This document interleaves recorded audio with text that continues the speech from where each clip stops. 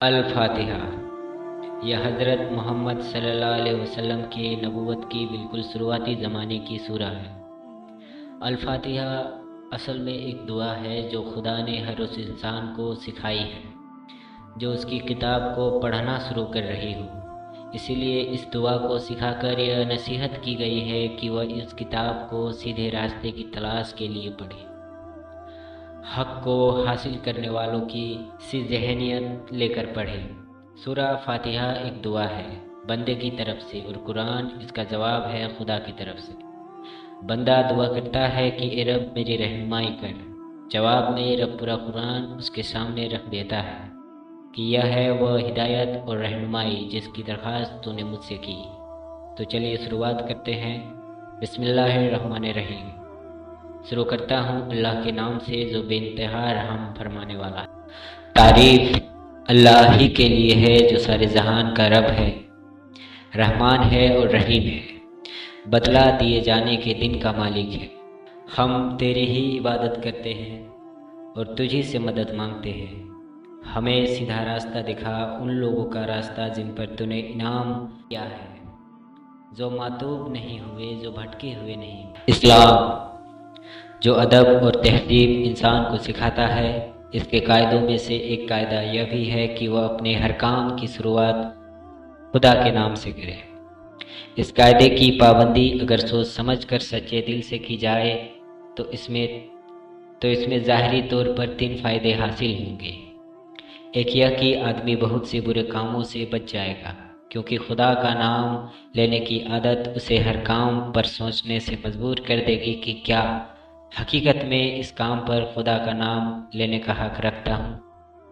دوسرا یہ کہ جائز اور نیک کاموں کی شروعات کرتے ہوئے خدا کا نام لینے سے آدمی کی ذہنیت بالکل ٹھیک اور صحیح روپ اپنا لیتی ہے، اور وہ ہمیشہ سب سے صحیح نقطے سے اپنے کام کی شروعات کرتے ہیں۔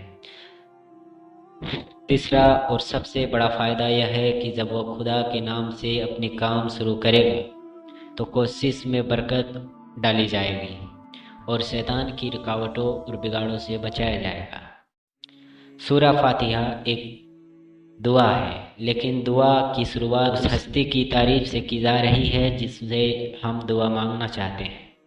دعا جب مانگو تو ادب اور مہذب طریقے سے مانگو، یا کوئی تہذیب نہیں کہ منہ کھولتے ہی جھٹ اپنا مطلب پیش کر دیا جائے۔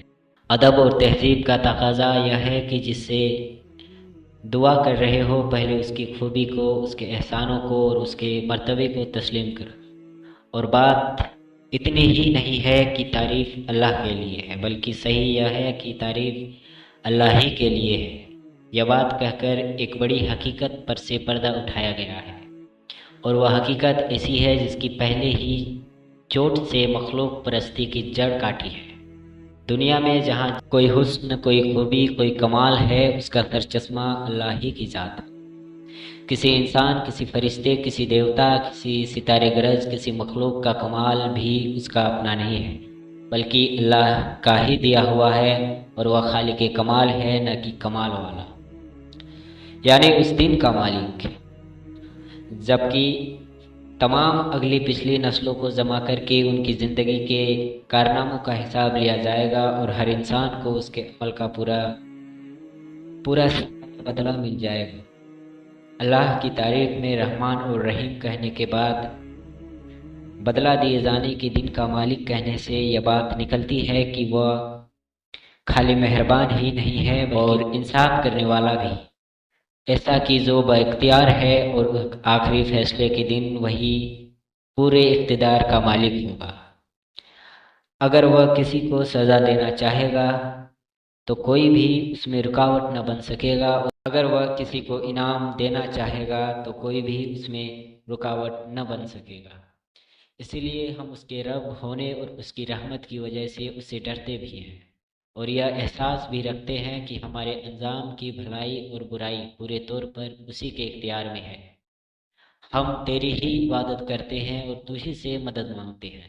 ساری طاقت کا مالک تو ہی ہے۔ ان لوگوں کا راستہ جس پر تو نے انعام رکھا، یعنی وہ راستہ جس پہ ہمیشہ سے تیرے پسندیدہ بندے چلتے رہے ہیں، وہ بے خطا راستہ کی پرانے زمانے سے آج تک جو شخص اور جو گروہ کی اس پر چلا وہ تیرے انعاموں کا حقدار ہو اور تیری نعمتوں سے مالا مال ہو کر رہا۔ انعام سے ہماری مراد حقیقی اور ہمیشہ رہنے والا ایمان ہے، جو سیدھے راستے پر چلنے اور اللہ کی خوشی کے نتیجے میں ملا کرتے ہیں، نہ کہ بے وقتی نمائندے ایمان جو فرعون، نمرودوں اور قارونوں کو ملتے رہے ہیں اور آج بھی ہماری آنکھوں کے سامنے بڑے بڑے ظالموں، بدکاروں اور گمراہوں کو ملے ہوئے ہیں۔